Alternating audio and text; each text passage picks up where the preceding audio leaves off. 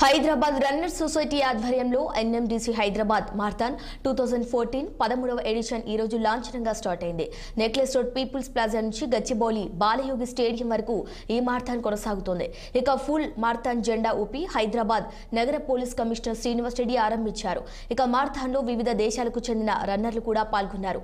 ప్రతి ఏడాది నిర్వహించే ఈ మారథాన్ ఫిట్నెస్ అవేర్నెస్ పెంచేందుకు దోహదం చేస్తుందని చెప్పుకొచ్చారు. ఇక దేశంలోని అతిపెద్ద రెండో మారథాన్ గా ఇది నిలుస్తుందని 60-70 ఏళ్లలో వచ్చే వ్యాధులు ఇప్పటి నుంచే యువత ఎదుర్కొంటుందని సిపి శ్రీనివాస్ రెడ్డి తెలిపారు. కరోనా వచ్చిన తర్వాత ఆరోగ్యంపై ప్రజలు ఎక్కువగా శ్రద్ధ చూపిస్తున్నారు. ప్రతి ఒక్కరూ ఆరోగ్యంగా ఉండాలంటే తప్పనిసరిగా వ్యాయామం చేయాలని రన్నర్ సొసైటీ సూచించింది.